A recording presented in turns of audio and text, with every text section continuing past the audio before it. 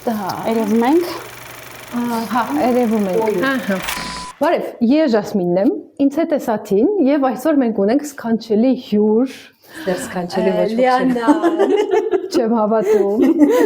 Մենք ունենք սքանչելի հյուր Լիանան, լրագրող, խմբագիր, էլ ինչ։ Հոկեբան մի քիչ, երկրորդ մասնագիտությամբ կլինիկական հոկեբան։ Ահա, այսինքն խորացած լրագրող եւ ես ու Սաթա այսօր հարց ու փորձ կանենք Լիաննային լրագրությունից, մեդիայից, չորրորդ իշխանությունից, կփորձենք հասկանալ ավանդաբար ինչա դա եւ ինչով են դա ուտում։ Բարև Լիաննա։ Ողջույն։ Շնորհակալություն, որ եկար։ Սովորաբար մենք այստեղ անձնական ինչ-որ հարցեր չենք քննարկում, չնայած երբեմն անձնական կարծիքներ տալիս ենք, բայց քանի որ դու մեր առաջին հյուրն ես, հենց քեզնից սկսենք, որպես լրագրող եւ փորձառու լրագրող, ինչով է հիանալի լրագրողի մասնագիտությունը։ Իսկ ինչու դուք որոշեցիք, որ այն հիանալի է, հա? Որ դու հրաշալի ես, մասնագիտությունը էլ հիանալի է։ Հա, չէ։ Լրագրողի մասնագիտությունը մի քիչ դասախոս ունենք, ասում էր դա քրոնիկ հիվանդություն է, դա մասնագիտություն չի։ Հա, որովհետև ավելի շատ ապրելակերպ հիշեցնում ու ես հիշում եմ, որ ես հենց դրանից ելնելով էլ ընտրեցի։ Ինձ շատ դուր եկավ լրագրողի սոցիալական դերը։ Դու մի տեսակ արբիտրի դերում ես գտնվում սոցիումի մեջ։ Դու հետևող ես, դու նայող ես, դու երկու կողմին, 2, 3, 4, 5 քանի կողմ ունի, հա, խնդիրը կոնկրետ նայում ես եւ մի տեսակ քեզ թույլ է տրված ասել, որ թագավորը մերկ է։ Ինձ համար մասնավորապես դա է, բայց դե բնականաբար ունի, ասենք, չգիտեմ, դու կարող ես հարցեր տալ լավ մարդկանց, չգիտեմ, հրավիրել հարցեր տալ, հարցազրույց վարել, կարող ես հետաքննությամբ զբաղվել, ուրիշ հարցեր, այսինքն նայած դու ինչ ուղղություն ես ընտրել, հա, լրագրություն, ինքը շատ մեծ առավելություններ ունի։ Կոնկրետ ինձ համար ամենագրավիչը սոցիալական դերն է, որ քեզ տալիս է մասնագիտությունը։ Եվ դժվար չի, որ քո մասնագիտության ու կյանքի մեջ բաժանելու ժամանակը չկա։ Չէ, ինձ համար դժվար չի։ Ես մի քիչ այդ որ ասում են այդպես մասնագիտություն եւ առանձին անձնական կյանք, երևի եթե դու օֆիսային աշխատակից ես, այդ դեպքում դա աշխատում է, երբ որ քո օրը սկսում է առավոտից երեկոմ, հա, ժամը 9-ից մինչև 6-ն ես դու աշխատում, հետո քմոդ, բայց լրագրողի համար դա չկա եւ շատ արագ սահմանները շատ արագ վերանում են, որովհետև դու սկսում ես անգամ տանը, երբ որ դու շատ կիրակի օր իջել ես Բաքու, եկել Բաքուն տեսնում ես մի բան չի, արդեն մտքերից սկսում են ուրիշ ձև աշխատել, դու չես կարող ընդհանրապես նորություններից իզոլացվես, դու սկսում ես աշխարհը ուրիշ ձև տեսնել ու սահմանները վերանում են, հա։ Հետո հարևանները ասում բան են պատմում, բայց հանկարծ չգրես մեր։ Հա, այդ ամենահաճախն է, հա, ինքը շատ հաճախ է անում, մեկ էլ 4 սեղանի վրա նստած ենք, ինչ-որ բաներ են ասում, մեկ է Լիան, բայց էս ինչ է։ Ասում այսքան ժամանակ, այդ որ մեկի ասածն եմ ես գրել, որ մի հատ է Լիան, բայց էս, նավսակ ամեն դեպքում զգուշացնում են, որ չգրես էլի։ Քանի մասնագիտությունից խոսած ենք, մի հարց տամ, էլի դեռ անձնական տիրույթում ենք, էլի, Հայաստանում, հենց Հայաստանի Հանրապետությունում, լրագրությունը ըստ քեզ ինքնաբավ մասնագիտություն է, թե մեծ մասը օգտագործում է այդ մասնագիտությունը որպես ցատկահարթակ, հա, քաղաքականություն կամ գուցե շոու բիզնես եւ այլ գուցե ավելի լավ վարձատրվող մասնագիտություններ։ Ну, վարձատրվողը եթե անգամ չի օգտագործում, հետո մտածում օգտագործելու մասին, որտեղ Հայաստանի Հանրապետությունում լրագրողները որպես կանոն ցածր են վարձատրվում։ Բայց ինձ թվում է ցատկահարթակ ոչ միայն Հայաստանում։ Հա, ամբողջ աշխարհում էլ օգտագործում են։ Լրագրողներ, որոնք հենց կսիրեն լրագրություն ու սիրում են իրենց գործը, հենց մենակ դրանով են ուզում զբաղվել, իրանք իհարկե կան, բայց իրանք շատ չեն։ Իրանք միշտ լինում են ոլորտի կորիզը, հա, բայց իրանք շուրջ այդ շարժը լրագրողների միշտ տեղի ունենում։ Ավելին ասեմ, դե մարդիկ փոխվում են։ Երեխան կարող է գա, այսքան բուհից մտնի ինչ-որ թերթ սկսի հոդվածներ գրել, հետո ժամանակի ընթացքում հայացքները իրա փոխվեն եւ այլն եւ այլն։ Ինչու է հեշտ լրագրությունից անցնել դեպի քաղաքականություն, որովհետեւ դու մարդկանց աչքի դեմն ես, հա, այսպես ասած։ Դու հանրային դաշտ ես մտնում միանգամից։ Քաղաքականությունն էլ է գործ, որը հանրային դաշտի հետ կապ ունի։ Լրագրությունում դու խոսում ես քաղաքականության մասին շատ հաճախ, դու առնչվում ես քաղաքական գործիչների հետ, դու արդեն իսկ հանրային դաշտում ես, այսինքն դու մեծ հաշվով շատ լուրջ փոփոխություն քո կյանքում տեղի չի ունենում։ Դու հանրային դաշտից գնում ես հանրային դաշտ։ Մեծ հաշվով։ Դրա համար շատ հեշտ է լրագրությունից անցնել, նույն ձև շոու բիզնես։ Եթե ինչ-որ մարդիկ լրագրող են, հետո շոու բիզնես են գնում էլի, որովհետև հեշտ է։ Շատ քչերն են, չէ՞, լրագրությունը թողում ու զբաղվում, չգիտեմ, մեքենայի շինությամբ կամ գինարտադրությամբ, որովհետև դա մոտ չի։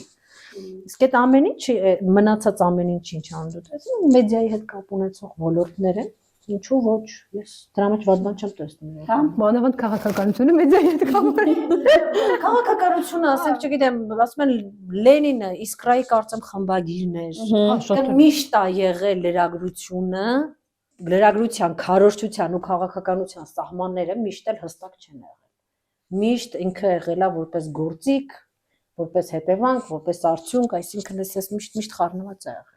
Ու դու կարծում ես, որ կանցնես մի օր այս կողմային կողմը։ Ես թվում է ես չեմ անցնի, որտեվ ես ասացի, ես ինձ հենց լրագրողի դերն է դուր գալիս։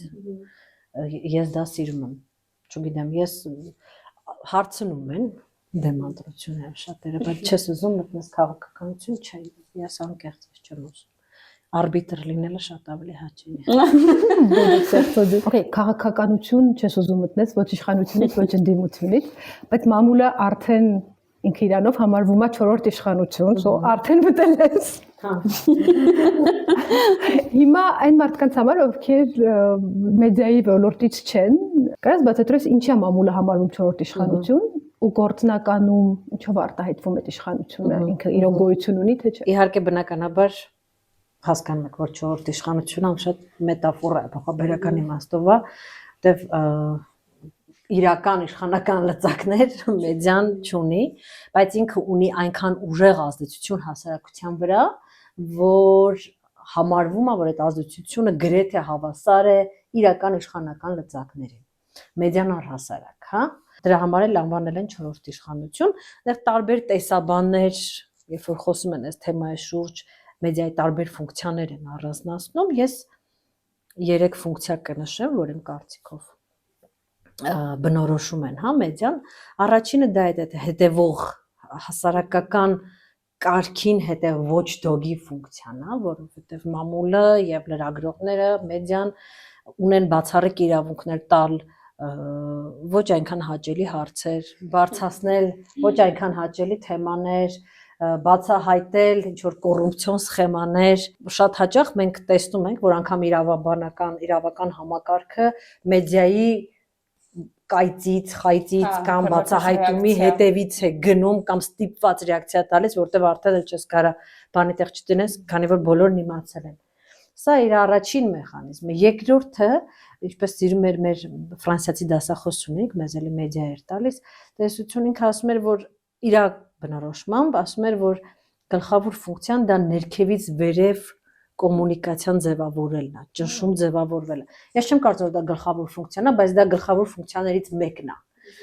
որովհետև ես կարծում եմ, որ մեդիան նաև օգնում են վերևից ներքև էլ կոմունիկացիա ձևավորել, այսինքն օրինակ ավտորիտար ռեժիմները ներքևից վերևը անջատում են, մենակ վերևից ներքևն են թողում, բայց ինքը կարա ամեն ձև լինի, էլի։ Եվ երրորդ ֆունկցիան, որը թերևս ամենաֆունդամենտալն է, ինքը միայն մամուլին չի վերաբերվում, ինքը առհասարակ ամբողջ մեդիային է վերաբերում, եթե կուզեք, կարող ենք հիմա տենց սրբապղծությամբ զբաղվել եւ դրա մեջ մտցնել անգամ գրականությունը։ Մենք բոլորս ապրում ենք սոցիալական իրականության մեջ։ Այդ սոցիալական իրականություն հիմքում միշտ ընկած են ինչ որ տեքստեր։ Տեքստը կարա լինի գրավոր, կարա լինի բանավոր, կարա լինի ոնց ուզում ես, ահա։ Եվ այդ տեքստերի համահեղինակներից մեկն էլ առօրյա տեքստերի, առօրյա սոցիալական իրականության հեղինակներից մեկն էլ մամուլն է, մեդիան է։ Մենք ամեն օր հորինում ենք այդ օրը։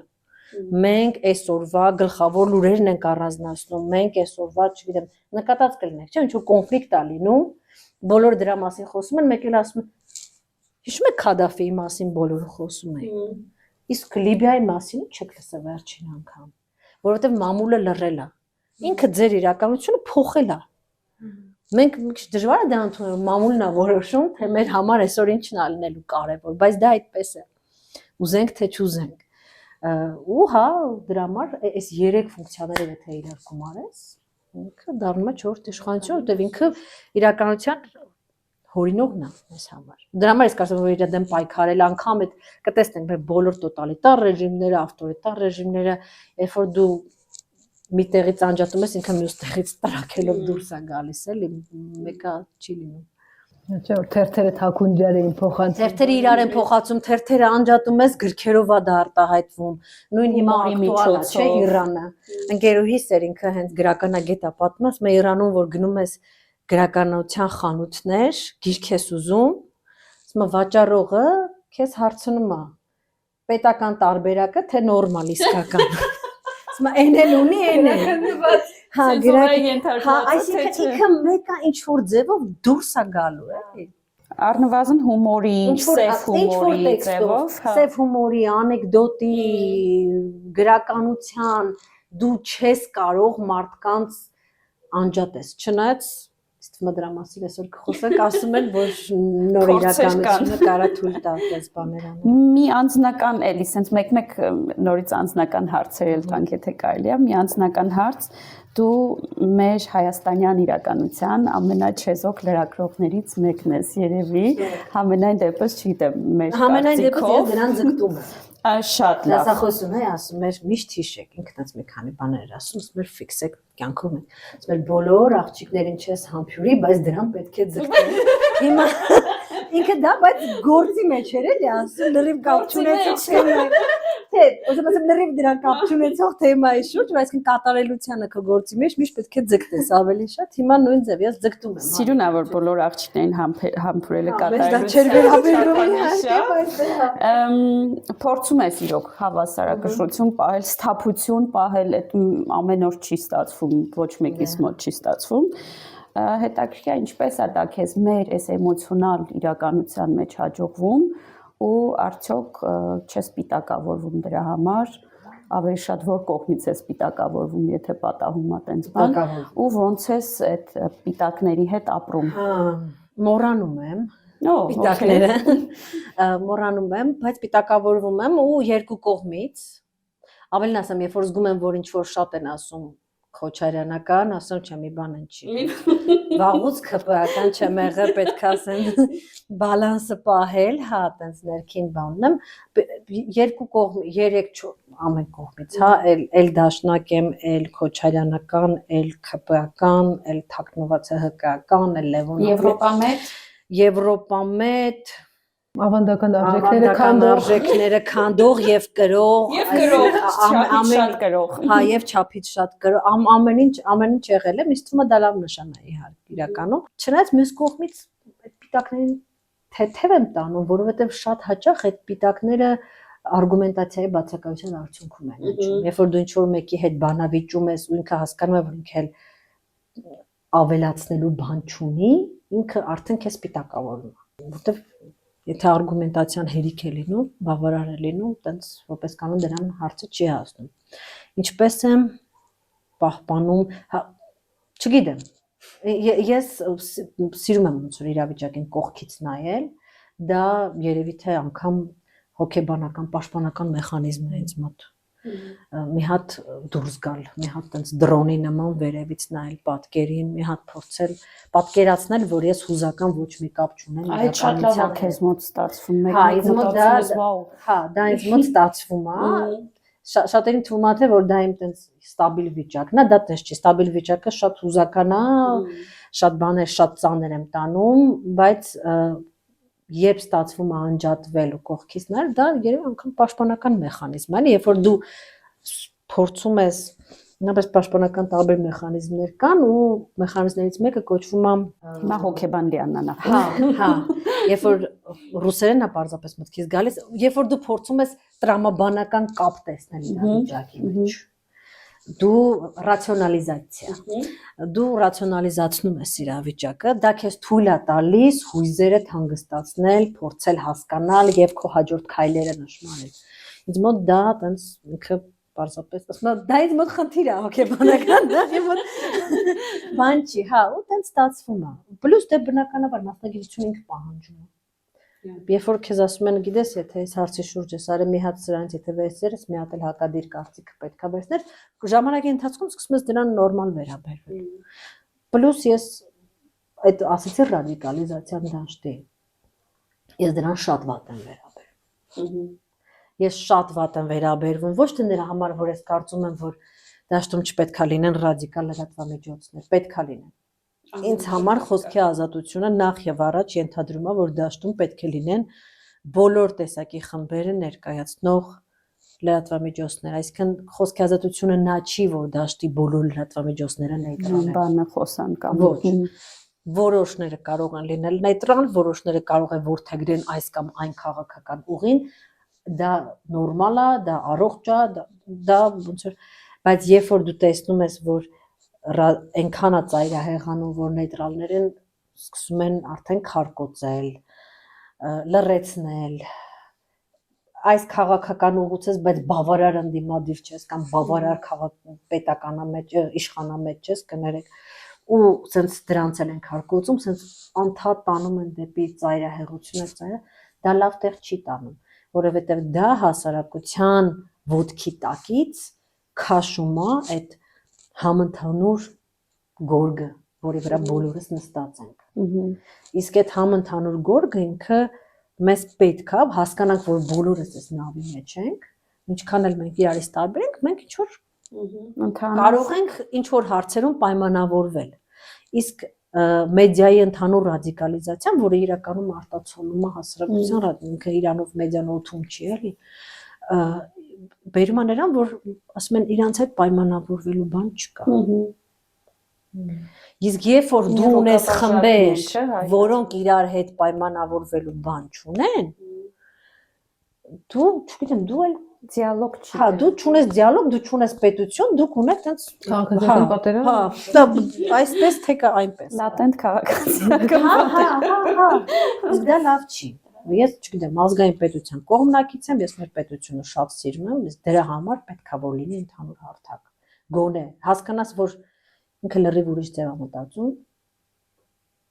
Այսինքն նույն Եվրոպամետների ամենաչսիրած բանը, որ ես ասում եմ, ռուսները ասում են ռուսական կողմի այդ ջատակովները ծախված են, ասում եմ, իրանք ծախված չեն։ Իրանք իրոք անկեղծ հավատում են, որ Ռուսաստանի հետ Հայաստանը կփրկվի եւ հակառակը, որ ռուսամետներն ասում են, իրանք կարծում են, որ Եվրոպայի հետ անկեղծ ոչ մեկ փող չի ստանում։ Իրանք իրոք այդպես սիրելով էս երկիրը տենց են կարծում։ Այդ այնքան դժվար են իդեյնի մետերը, բայց ռուսամետներն ու դες փող, եթե ինչ-որ մեկը փողա վերցրենք, ինձ արդեն հետաքրքիր չի, էլի, ինքը դիսկուրսի մեջ չկա, ինքը այդքան շատ մարդ փող չի ստանում, ինչքան շատ մարդ կասկածվում է փող ստանալու։ Միանշանակ մենք երեքս էլ կասկածվում ենք դրա խոսակցությունները միանշանակ չափազանցված են բոլոր կողմերի մասին։ Բայց ոնց որ համաշխարհային ֆենոմեն է հիմա, ու չգիտեմ ինչքան մենակ հիմա, բայց քանի որ հիմա շատ սկսել են Երևան այդ կարտիքի առաջնորդները, իրանք շատ հաճախ նեվլերագլոկեր, դասական մեդիայի տեղն են գրավում, հա, որ բլոգերներ են, ոդկասթերներ են եւ այլն։ Ու իրանցից ամենաշատ վստահություն են վայելում այդ ծայրահեղ աճ, ծայրահեղ ձախ, չգիտեմ, ծայրահեղ մեր դեպքում, հա, այս ինչա անական են, ինչա անական, կամ այս ինչա մետ են, ինչա մետ, ինչ որ մարդիկ ու ստացվում է ինչքան մարդը փորձում է նեյտրալ պահի, այդքան քիչ վստահություն ունի, այսինքն ինչ մարդիկ նայում են ու մտածում են չեմ հասկանում ինչ օտա քեզնից գալիս, չեմ ոտաբերապես։ Ու իմ համար օրինակ դա բացարձակ անհասկանալի ֆենոմեն է։ Իմ համար ինչքան մարդը նեյտրալ է խոսում, այնքան հետաքրքիր է իրեն լսել։ Ու հետաքրքիր է դու որ ստանում ես այդ արձագանքները, ոնց ես կարծում նախ դա հայաստանյան ֆենոմեն է, թե համաշխարհային այդ վերաբերմունքը ու ինչից է գալիս։ Որպես հոգեբան ես։ Հա, դասախոսը սիրում էր ասել, քաղաքագետ ասում էր Հայաստանը կղզի չի, եւ ոչ մի համամարտկային երևույթ իր ափերից չի շրջանցում, չէ, ժողովուրդ, այս ինքը ֆենոմեն է համաշխարհային, ընդհանրապես մեդիայի հետ կապված յուրաքանչյուր նոր տեխնոլոգիական առաջխաղացում բերում է սոցիալական լուրցնցումների եւ փոփոխությունների։ Եթե մենք հիշենք տպագրությունից սկսած,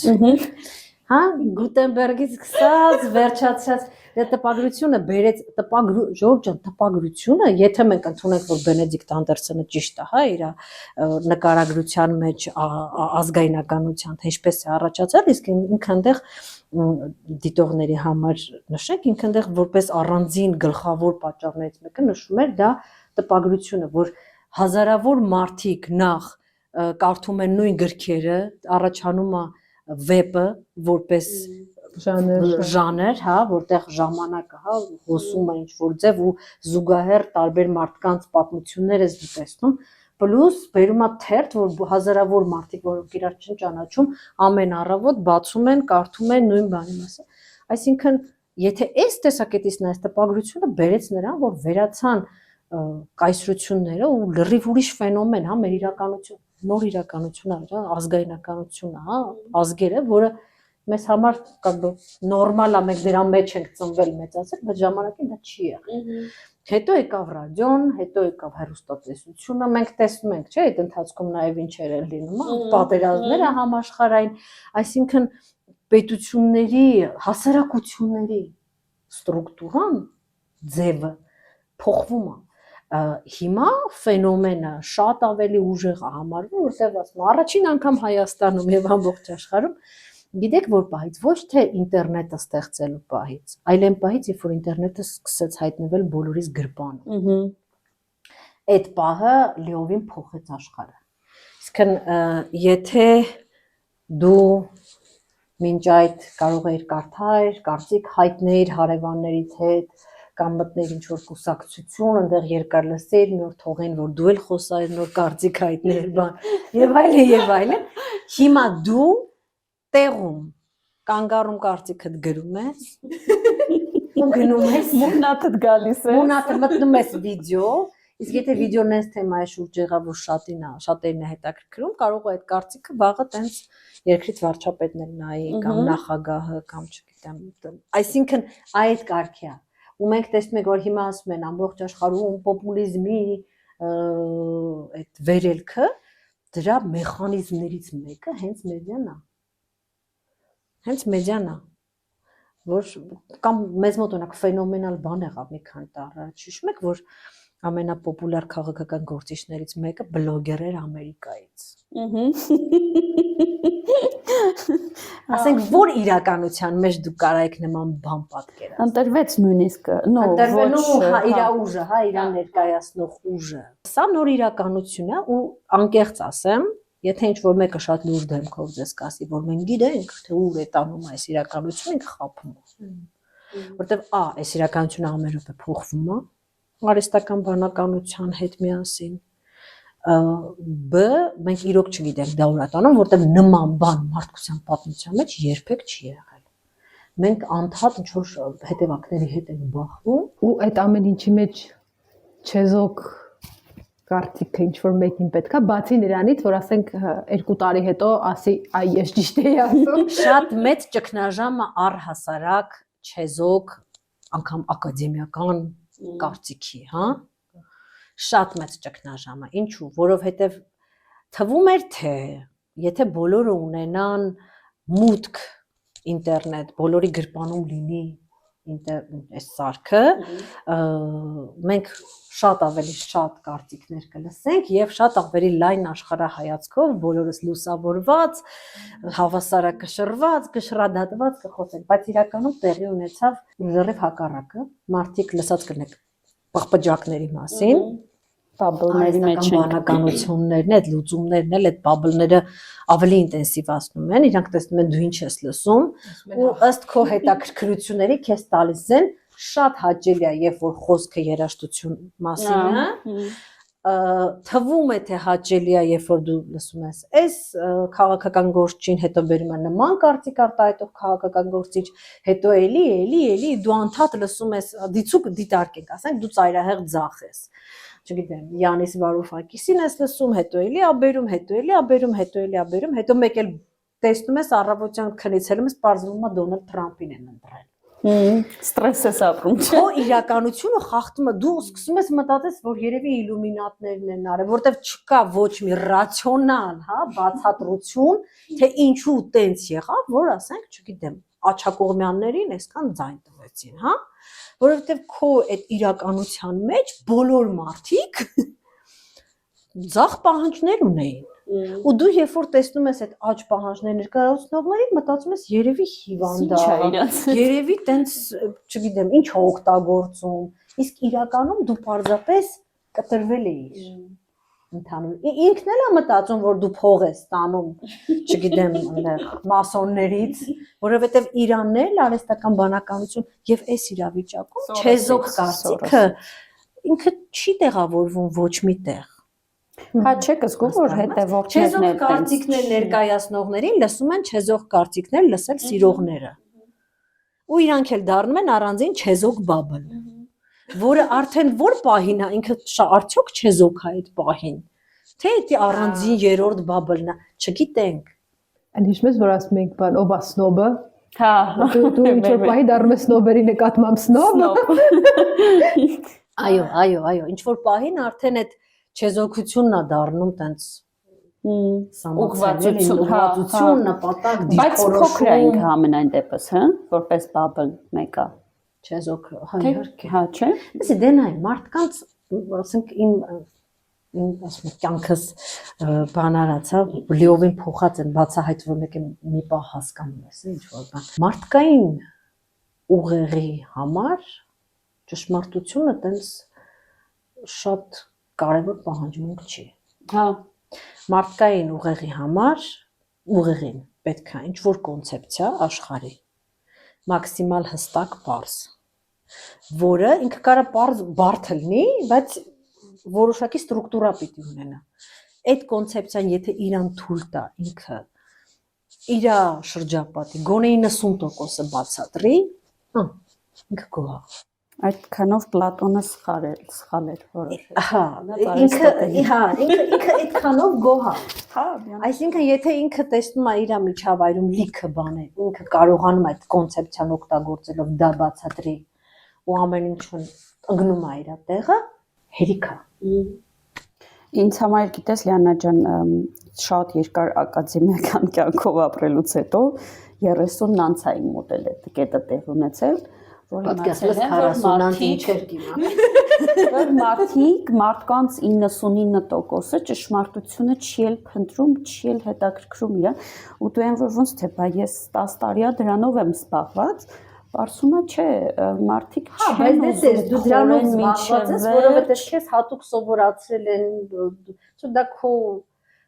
միջավայրի Դեպēc քեզ թվում է բոլորն էլ ուզում են։ Չէ, ուղեղը չունի նպատակ ճշմարտություն։ Ուղեղը մեզ տված է, որ մենք գոյատև ենք, որ մենք ողջ մնանք։ Եթե դու ունես որոշակի աշխարհընկալում, հա, ուստեղ ես ուզում եմ ֆիքսենք, որ մեզնից ոչ մեկ իրականությունը 100% չի ընկալում, այտենց հույսեր չփայփայենք, հա։ Բոլորս էլ մեր բաբլի մեջ ենք, մեր սեփական բաբլի այո, մեջ։ նույն մեր այդ կոնստրուկտը, այս իմ ասածը բոլորիս վերաբերյալ աշխատում է։ Ուղեղի նպատակն է նենց անել, որ դու ողջ մնաս մաքսիմալ լավ։ Հնարավորինս։ Եվ քեզ լավ զգաս, չէ։ Այդ երկրորդականն է։ Возможности. Այնքան է, որ ֆունկցիոնալը դաշխատի։ Ու վերջ։ Լիանա ջան, մեզ կասես դու ինքդ, ու մենք քեզ շատ կարդում հետևում ենք երկուսս էլ։ Իսկ դու մեզ կարդում, լսում հայալեզու եւ եթե ունես օտարալեզու լրագրողների, ոդքասթերների, գուցե դասախոսություններ, մի անգամ տեսավ մոտդ կիսվել էր նա։ Հա։ Դասախոսություն շատ եմ լսում։ Հա։ Տնային գործեր անելիս։ Ես տուն ունեմ մի քանի տեսակ մեծ, փոքր չէ, որտեվ հոգնեցնում է մեծ նաուշնիկներ։ Եվ բոլորը գիտեն, որ եթե մաման գործ անում, ինքն տրանսի մեջ է։ Հետը չենք խոսում։ Հա, էլի, հա։ Ես դասախոսությունը շատ եմ լսում, շատ սիրում եմ։ Սկսեմ արի հայերից, որտեվ դա ասում ցուցակը կարճա հեշտ է։ Հա, չէ, ցավոք սրտի եմ ասում, չնայած տենց շատ չեմ նեղվում, որովհետև դա օբյեկտիվ իրականություն է, հայա լեզու, դե աշխարհում 8 միլիարդ մարդ կա, հայա ինչքան էլ մենք ասում ենք մենք 10 միլիոն ենք, այդ 10 միլիոնից նես չի, որ անգամ եթե մենք 10 միլիոն ենք, այդ 10 միլիոնը ամբողջը հայա լեզու չի, այսինքն մենք լավ քարը տրակի 5 միլիոնն է հայերենի տիրապետում ու արդյունքն էլ հետևանքն էլ հասկանալի է։ Ինչ եմ նայում հայա լեզու։ Բացի մեր կոնտենտից կամ կարդում ու բացի Facebook-յան իմ ընկերներից։ Հարցազրույցներ հիմնականում հարցազրույցներ ցավոք սրտի հայալեզու հիմնականում քաղաքականության վերաբերող ինչ-որ պաշտոնյաների հարցազրույցներ եմ նայում կամ ինչ-որ հետաքրքիր, չգիտեմ, Civilnet-ում, եթե ոչ մեր մեդիան, հա, կարող է ինչ-որ լավ հյուր լինի հետաքրքիր կամ այլ մեդիաներում հոդվածներ եմ կարդում, չգիտեմ, հետքը կարող է հետաքրքիր հետաքննություն ներկայացրած լինի, այսինքն հայալեզու կոնտենտը լուսավորչական ցավոք սրտի որպես կանոն չի։ Ցավոք սրտի եմ դա նշում, այսպես հայալեզուն հիմնականում լրատվություն են սպառում, դրսից էլ շատ տարբեր բաներ եմ լսում։ Ես տենց այդ իմ չեզոքության ձգտելը ինձ ստիպում է, որ ես տենց իրականում սիրում եմ այդ տարբեր ծայրահեղ սպեկտրների ներկայացուցիչներին լսել, ինչ որ ծայրահեղ ձախերի եմ լսում, ծայրահեղ աչերի եմ լսում, sense անարխիստների, բայց որ տենց ստաբիլ դե Lex Fridman-ի ոդքասթները կարող եմ լսեմ, դա էլ կախված էլի հյուրերից, շատ սիրում եմ Kotkin-ի, Steven Kotkin-ի պատմաբան լեկցիաները լսել, դե միշտ երբ որ լարված եմ պարտադիր Ռոբերտ Սապոլսկի, իրան լեկցիաները կլասիկա են ինտերնետում, ինչքան էլ զվարճալի է, ես այդքան չեմ սիրում Ջորդան Փիթերսոնի իր քաղաքական հայացքն ընդհանրապես չեմ կիսում, բայց իր ժամանակին Հարվարդյան լեկցիաները բավական հետաքրքիր էին, այսպես ու շատ կան, հիմա ասենց ոտքի վրա ռուսալեզու կոնտենտ եմ շատ սպառում, էլի նույն, չգիտեմ, Ալեքսանդր Մարկով կենսաբանների եմ շատ լսում, եթե ես շատ եմ լարված էվոլյուցիայի մասին ինչ-որ այդ true crime-ն է, մի հատ relax լինեմ, հա, էլի ես կարող ասեք ինչ-որ մարդաբանությունից, պատմական, sense, դեռ տարբեր, օրինակ էլի ռուսալեզուից շատ հետաքրքիր է Վիկտոր Վախշտայն սոցիոլոգ կա, հետաքրքիր հաղորդումներ անում։ Մի անգամ դրել էի ոչ որ Հա, սոցիոլոգիա смерти, սոցիոլոգիա жизни, սոցիոլոգիա շատ հետաքրքիր։ Նացիոնալն իդենտիչնիտ։ Հա, իդենտիչնիտ։ Այդ առանձին թեմա է։ Ես ազգայնականության երևի մոտապես տենց 20 տարեկան է որ բացահայտեցի, գիտես ոնց է որ կարդա նժդե փրկիր կյանքին։ Դու սկզբից կարդում ես նժդե ու ինձ շատ հետաքրքրեց, այսինքն ազգայնականությունը թե տեսություն ազգերի ձևավորման եւ թե արդեն ազգայնականությունը որպես իդեոլոգիա գաղափարախոսություն, որտեղ ինքը շատ կոնստրուկտիվ դրական կողմեր ունի։ Նաեւ ունի շատ բացասական կողմեր, բացասականի մասին Գերմանիայից մարդ կա շատ չխոսա։ Տարածքում Գերմանիայից մարդ կա շատ չխոսա, բայց դրականի մասին էլ, դու սիրում ես հարկերից խոսել։ Որպեսզի եւ հարկեր դեռ ոչ ոք չի կապել, որպեսզի ես հարկերը ստամ ու այդ իմ հարկերը գնա ինչ որ մարդկանց մանկապարտեզ սարքելու, ես մանկապարտեզի երեխա չունեմ, ես մանկապարտեզ պետք չի։ Ես պետքա այդ մյուս մարդկանց նկատմամբ ունենամ սոլիդարության զգացողություն։ Ես չեմ ուզում իմ փողից ես իմ ում համար մանկապարտեզ սարքեմ։ Ես ուզում եմ որ մերոնց համար սարքեն։ Այդ մերոնցը ձևակերպելու ու երևի թե կենսաբանության ամենամոտ ձևը դա ազգայնականությունն է։ Մենք մերոնքով մեծ ընտանիք, այսինքն ինքը շատ կոնստրուկտիվ կողմեր ունի, ինքը շատ հետաքրքիր երևույթ է եւ դրա մասին անվերջ եմ լսում, կարդում, սիրում մի խոսքով։ Բեդ վերադառնանք հայկական ԶԼՄ-ների եւ հայաստանյան 4-րդ իշխանությանը, մի բառով կամ բառակապակցությամբ կամ նախադասությամբ, բայց ցանկալի բառով Հայաստանյան ԶԼՄ-ների վիճակը 2026 թվականի սկզբի դրությամբ որտեղ մենք հիմա գտնվում ենք, ոնց կնկարագրես։ Կարող եմ մի հատ անեկդոտ պատմել, հետո բառը ասեմ։ Ապա Բորիս Ելցինը հարցազրույց է տալիս, ասում են. «Պարոն նախագահ, մի բառով կարող եք երկրում իրավիճակը նկարագրեք», ասում է. «Խարաշո»։ Ասում է իսկ երկու բառով, ասում է. «Նե, խարաշո»։ Հիմա այս նույնն էլ վերաբերում է մեր ԶԼՄ-ներին, խարաշո, նե խարաշո։ Մի կողմից այո, մենք ունենք բազմակողմանի լրատվություն։ Բազմակողմանի ասելով ես ի նկատի ունեմ տարբեր քաղաքական թևերը ներկայացնող։ Ցավոք սրտի Հայաստանում ԶԼՄ-ի շուկան առհասարակ շատ փոքր է, ու շատ լրատվամիջոցներ պահելը պարզապես անհնարին է։ Իրականում իմ կարծիքով ես այդ դրա մասնագետը չեմ, հիմա շատ կարող է սխալ կարծիք հայտնեմ, բայց ինձ թվում է, որ այսքան լրատվամիջոց ինչքան կա հայկական դաշտում,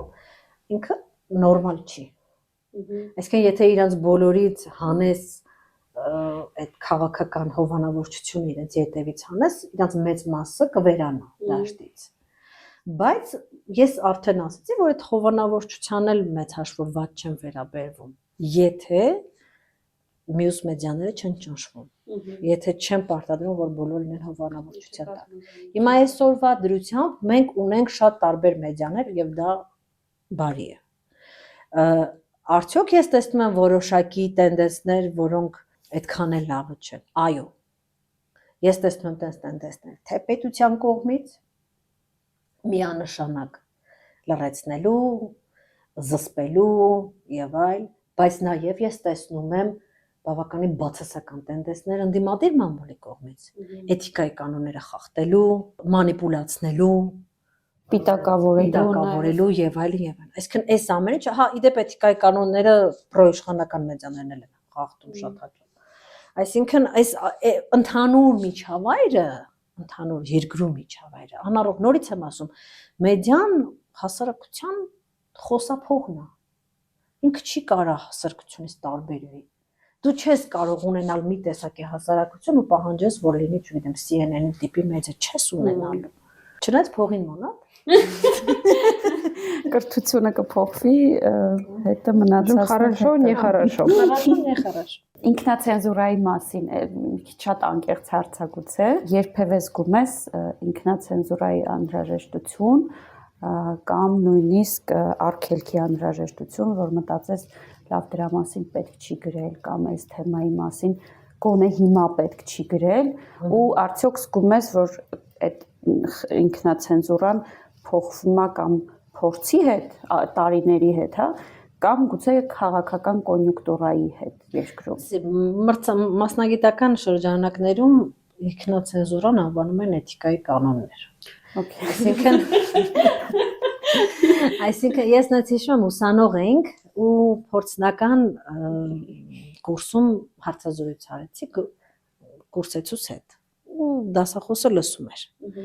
ու տենց խոսացրեցի սկսեց մի քանի բաներ պատմել թե ինչպես են սենց արել տենց օրենքը խախտել են մանր հարցեր իհարկե դասատուն ասեց ապրես շատ լավ էր ասեց իսկ ինչն էր սխալ ուսուցումը շատ լավ էր ասես դու այս մարդը քեզ վստահեց շատ բան ասեց բայց հիմա վաղը որ դու սա տպես քո պատճառով իր հետևից գալու են շատ հետաքրքիր է որ դա ինձ ասեց դասախոսը բավական տարիքով մարդ էր եւ ինքը սովետական ժամանականից էր լրագրող հա երբ որ դու լրագրող ես այն պայմաններում բացի հետևից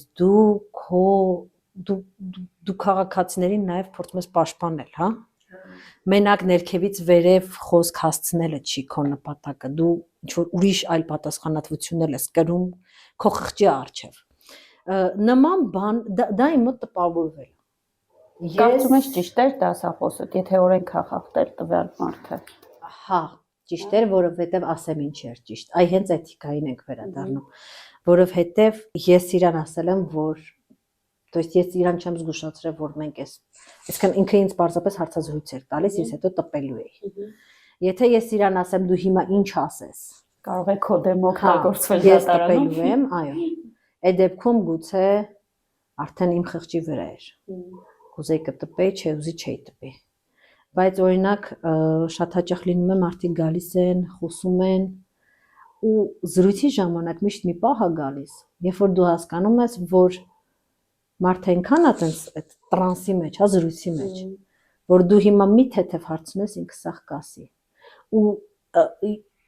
սա բանակցելու հարց, այսինքն լրագրող կա կասի դա իր պատասխանատվության դաշտում է։ Բայց մարդիկ կա կմտածի, որ մի րոպե, ես եմ իրան այս խոսքի մեջ դրել, ես եմ զրույցի վարողը, իմ պատասխանատվության դաշտում է։ Նման հարցեր։ Քաղաքական հարցերի վերաբերյալ ինքնացենզուրա ես չեմ բախվել, ասեմ ինչու, որովհետև ի սկզբանե ոնց որ ընդհանրապես մեր լրատվամիջոցում մեր արժեք դրված է, որ մենք չենք իջնում պիտակավորումների մակարդակ, վիրավորանքների մակարդակ, այսինքն նման խնդիր չի առաջացել։ Իսկ Հայաստանում այդ դրանից զատ չմասն ես չեմ բախվել։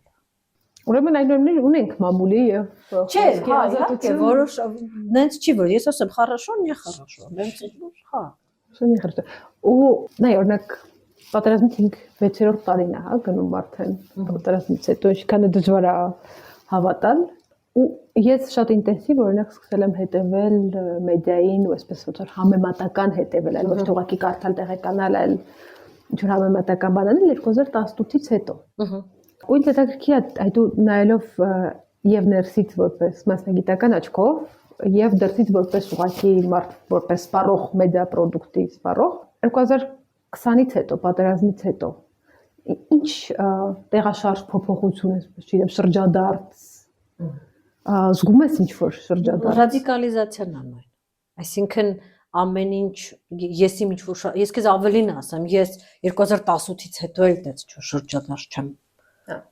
զգացել այսինքն լրիվ անկեղծ լինենք այնպես չէ էլի որ 2018-ից առաջ այո կա համեք պլյուսի кейսը դա շատ ավելի շուտվա հաստատ կլիներ ինչ որ առանձին кейսեր բայց ընդհանուր այնպես չէր որ չէին գրում չէին խոսում վախենում էինք շնչեինք հա այսինքն տենց չի եղել պատերազմից հետո հա այսինքն այդ ֆրուստրացիա ռադիկալիզացիա եթե մինչ այդ մարդիկ ավելի հեշտ են գնում բան ավիճելու հիմա դա շատ դժվար իրականացնելի է չնայած կամած ես զգում եմ որ մի քիչ այդ բանը իջնում է Բայց ինչի են դժվար գնում բան ավիճելու, որովհետև չէին ուզում դիմացինին տեսնել։ Չեն ուզում իրար տեսնեն։ Ատելություն ա տիրում։ Չեն ուզում իրար տեսնեն, չեն ուզում, այսինքն գիտես ոնց ինչ որ մի պահը գալիս, երբ որ դիմացինը քեզ ինչ որ բան է ասում, դու այնքան համոզված ես, որ ինքը ֆունդամենտալ սխալ է։ Չես որ անգամ չես ուզում ինչ որ արգումենտացված իրան պատասխանես։ Մեզ հետ էլ ալինում էլի լինում է չէ ինչ որ արտացոլանքն այդ բոլորիս հետ էլի տենց ես նայի էլի եմ ասում չեմ ասում այն кейսերը երբ որ մարդիկ տենց ինադու ասում են ես սրա հետ չեմ խոսում խոսում ենք ազնիվ մարդկանց մասին որոնք շատ տարբեր ճամբարներում են ու իրոք հավատում են նրան այն պայքարին որին տանում են հա չեն ուզում մարդիկ իրար տեսնել, չեն ուզում իրար լսել։ Հասկանալի է ինչ որտեղ, բայց հա թուլանում է, չէ՞։ Սովորաբար արտահայտվում է ինչ որ այդպես զահլաչ ունեմ ես դրա հետ։ Այսինքն հոգնածության արտահայտման։ Մի քիչ իմ, բայց սենց ասեմ սուբյեկտիվ զգացողությամբ, մի քիչ թուլանում է, չնայած դեմ ընտրությունները չես իմանում։ Հա, այս մոտակա կես տարին ընտրություններից առաջ մի հատ էլի սենց քաղաքական հարց է, մեր իշխանությունը ասում է, որ մեր մամուլը ազատ է ով ինչ ուզում գրում է, երբեք մեզ այսքան Հայաստանում տենց իշխանություն եղել է, որ տենց բան չասի։ Չէ։ Բայց ասում են երբեք մեզ անպատվել։ Դուք որ իշխանությանը կարայք այսքան անպատվեք, ոնց մեզ եք sense ջիգարով անպատվում, ընդդիմությունն էլ ասում է բռնապետությունն է, 37 թիվն է, վախում ենք մի բան գրենք, մի խոսքով sense բաներ։ Հիմա ոնց ես դու ինդիկատորը վախում ենք ջիգարով անպատվենք, sense կիսա ջիգարով ենք անպատվում։ Որտեղ ենք մենք իրականում ըստ քեզ։ Իրականում ըստ այս ISS 37 թվում չենք հաստատ։ Այդ միանշանակ ընդհանրապես ես չեմ սիրում որտեղ արժե զրկում են Ստալինյան։ Այո, այո։ Մի արժե, ասեք այդ մարդը Բայց եք տրենդի տակ մնացել մեր սերտիկները։ այդքան մարդու գլուխակ երեխեք արժե զրկում ստալինյան բռնաճնշումները։ Իսկ եթե ավելի լուրջ, ես կարծում եմ իրականում, որ այս պահին մի քիչ դժվար է ասել, որտեղ ամեն րոպե ինչ որ բան փոխվում է ընթացքի մեջ է, էլի, բայց դեռևս կարծում եմ, որ ներկայ իշխանությունները առնվազն ունեն բոլոր շանսերը ստեղծելու այսպես կոչված էլեկտորալ ավտորիտար համակարգ։ Ունի։ Կկարողանա դա անել, որոշ մարդիկ ասում են արդեն արել է։ Ու ակտիվ Նայած որտեղ է ընտրությունը, սահմանը դնում։ հա։ Այսինքն եթե մենք նայենք զուտ իշխանության ձևավորմանը, դե դա արդեն Սերժ Սարգսյանն է արել։ Երբ որ դու ունես մեծամասնություն երաշխավորված սահմանադրական ու ունես ընդդիմություն, որ կարող ընդհանրապես գործի չգնա, որտեղ ոչ մի որոշումների վրա ազդեցություն չունի փաստացի։ Այդ համակարգը դեռևս նախորդ իշխանությունն է։ Բայց լեգիտիմ չէր, էլեկտրո Դե հիմիկվա հա։ Իսկ հիմա ինքը ունի, հիմա ինքը չի փոխել դա։ Չգիտենք ոնց կփոխի, ասում են սահմանադրությունը փոխելու են։ Մեկ ուկլա մե հրաշք սահմանադրություն են դնելու մեզ, չգիտենք, բայց ինձ թվում է մեր ժողովրդավար, մե հրաշք։ Չգիտեմ, ասում եմ հակակշիռներով։ այո, անհավատ է։ Չուզող էլի, չուզող։ Հա, բայց այս պահի դրությամբ ես կարծում եմ, իսկ եթե վերցնենք այն աքսիոման, որ յուրաքանչյուր իշխանություն քաղաքագիտական, հա, այսպես աքսիոման, որ նախ եւ առաջ ձգտում է մնալ իշխանության, այսօրվա օրով ես տեսնում եմ, որ ունի բոլոր հնարավորությունները։ Ինչ է ես ներկայացնում էլեկտորալ ավտորիտարիզմը, դա այտենց համակարգ է, որտեղ մեծ հաշվով ավտորիտար համակարգ ինքը կարա իդեպ բոլորը այդպես ավտորիտարիզմի բռնաճնշումներով լեցուն են պատկերացնում, ինքը կարա չլինի շատ, այսինքն Թուրքիայի նման, այնտեղ իհարկե ալիքներ եղան շատ լուրջ բռնաճնշումների, բայց այնպես չէ, որ բաննա հյուսիսային կորեանական մի ու անդադ ինչ որ ընտրություններ են լինում, ընտրություններում հաղթում է անդադ նույն լիդերը, որովհետև չկա այլ ընտրանք։ Տենց սխեմա են սարքում ու դու անդադ ոնց ասում ես լեգիտիմ, ընտրել են, 95% գիտես, всё։ Ու ունենք մենք այդ շանսը, բայց նաև ունենք շանս դա չունենալ, որտեղ մենք ունենք ռեսուրսներով հարուստ ընդդիմություն, մեծ հաշվով։ Դա էլ է, չէ՞, դեր խաղում։ Երևի Այսպես խաչմերուկի վրա ենք։ Հա, ընտրությունները ցույց կտան իրականում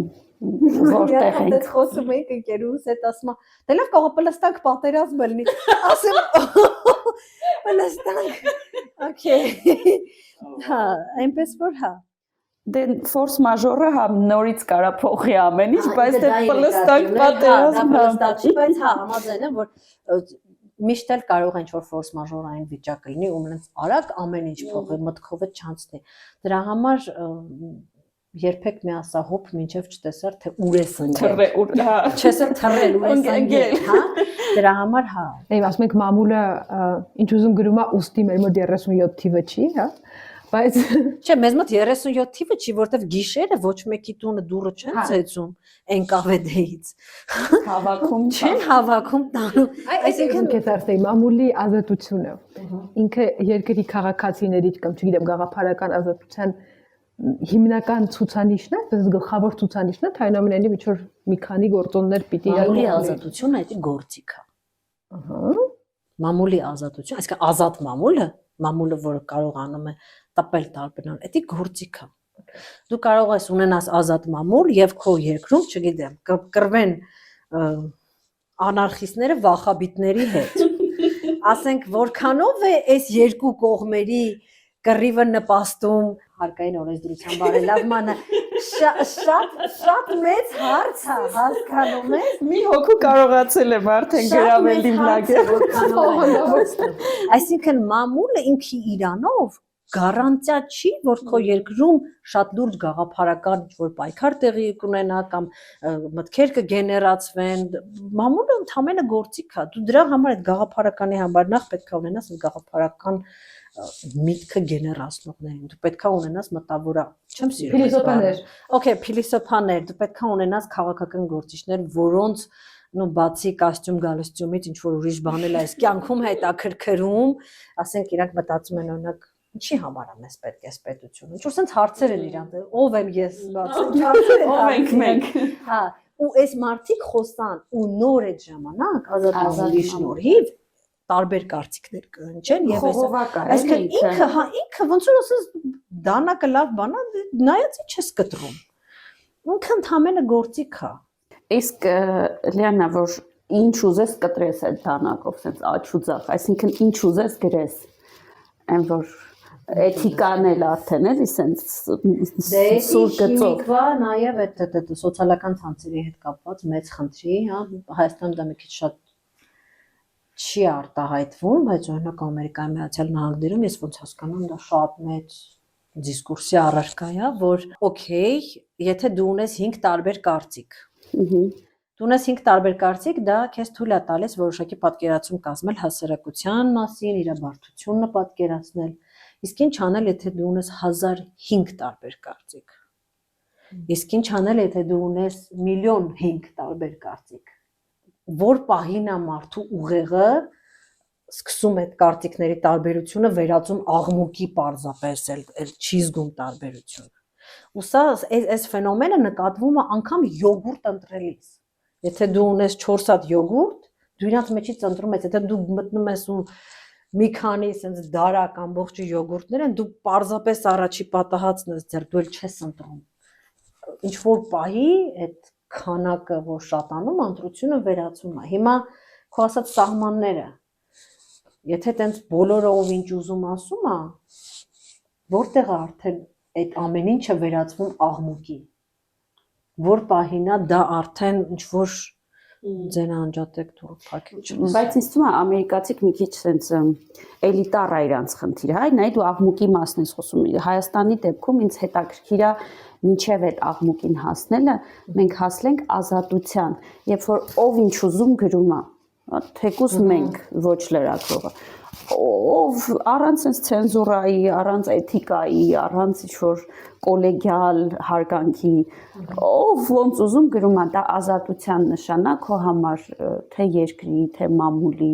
թե ժողովրդավարության ինչ-որ մակարդակի, որի հասել ենք առաջընթացի նշանա, թե ընդհակառակը հետընթացի գուցե։ Դա ազատության նշան է,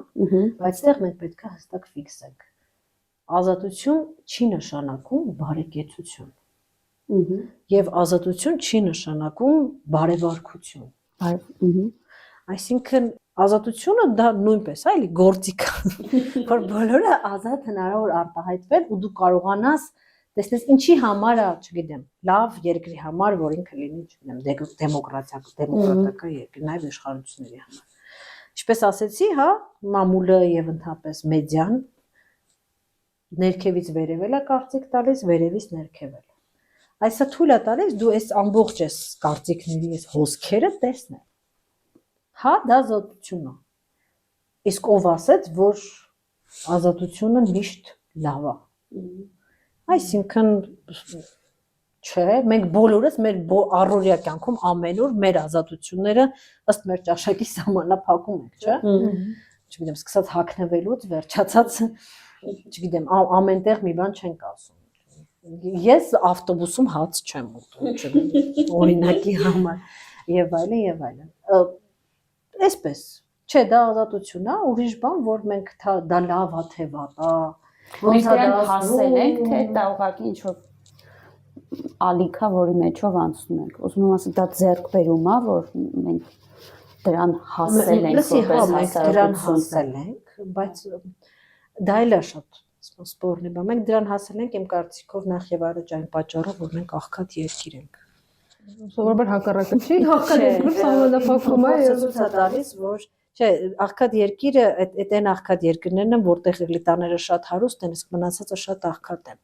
Մենք նենց երկիր ենք, որտեղ էլիտաներն շատ հարուստ չեն։ Ակասի վեր։ Մեզ թվում էր թե հեսա թափտամ վсё, ոսկիները թափվելու, մենք էս Սկրուջ Մակդակի նման, չէ։ ծառի ցավակեն, մեկ էլ հոբ բարձվեց, հա, էլի հարստություններ շատ դիզեն, բայց բարձվեց, որ միջին հայ օլիգարխը, ասենք, հա, էլի, հա։ Ռուս օլիգարխի կողքը ի՞նչ է, ոչ մի բան, էլի, ոչ մի բան։ Մենք հարուստ չենք։ Ըստ այդմ եղած քիչ ռեսուրսները բաշխված են սենց ըստ այդմ դա թույլ է տալիս պարտադիր պայման չի, բայց թույլ է տալիս, որ դեմոկրատական քիչ թե շատ process-ները, գոնե որոշակի մեխանիզմներ աշխատեն։ Եվ թույլ է տալիս գալ ազատության, այո, նաև խոսքի։ Լրագրողական համայնքում այդպես բանեք խոսքի ազատությունը չարաշահողների կամ էթիկայի կանոնները խախտողների նկատմամբ։ Օրինակ իմ համար կան մարդիկ լրագրողական համայնքում, որոնց հետ ես կարող եմ ավելի մեդիայի ոլորտում եմ, հա, ինչ որ գործի բերումով բախվեմ, ու ես հասկանում եմ, որ եթե ես այս մարդու հետ աշխատելու լինեմ, ամեն ինչ կանեմ, որ չաշխատեմ հետ։ Ու ինչ որ, բայց չգիտեմ, մարդիկ, որոնք ամենօրյա ռեժիմով են իրար հետ այդ կոնտակտի մեջ, ո՞նց է կարգավորվում օրինակ ասենք ես մի հատ տխուր բան կասեմ, խմբագրությունները իրար հետ շատ մեծ կոնտակտի մեջ չեն։ Հա, այսինքն առանձին լրագրողներ իրար ճանաչում են։ Այսինքն կարող է, չեմ, քո կուրսի պետոնը ստեղ լինի, բանը սենց եւ այլն իրար հավաքների ժամանակ եք տեսնում, բայց ինչ որ համագործակցություն խմբագրությունների միջև կա, բայց սահմանափակ է։ Կա, բայց քիչ է։ Հիմնականում չէ դե ինչու ափսոս։ Սա նաև շուկա է, մրցակցություն է, հա։ Իհարկե ինքը սահմանափակ մրցակցություն է, որովհետև դե մեզ մի տնից չենք, մի դեռնից ենք, հա, ոնց են ասում։ Մի հալի ենք, հա, ինչ որ սոլիդարություն կա։ Բայց նաև օրինակ չգիտեմ, ընտրություններից առաջ միշտ սունկերի նման ինչ որ լրատվամիջոցներ են բացվում, հետո փակվում, ոչ գիտես ովքեր են, ոչ գիտես ինչ, այսինքն տենց էլ են լինում։ Ինչ վերաբերում է էթիկային, Հայաստանի Հանրապետությունում շատ լրատվամիջոցներ կա էթիկայի կանոնակարգ, ու դու միանում ես այդ կանոնակարգին, մեր ռադիոն նույնպես միացած է, ու շատ լրատվամիջոցներ, կարծեմ տեսալսողական բոլոր լիցենզավորված լրատվամիջոցները պարտավոր են, եթե չեմ սխալվում, միանալ։ Մենք միացած ենք։ Ու կա էթիկայի հանձնաժողով, որը եթե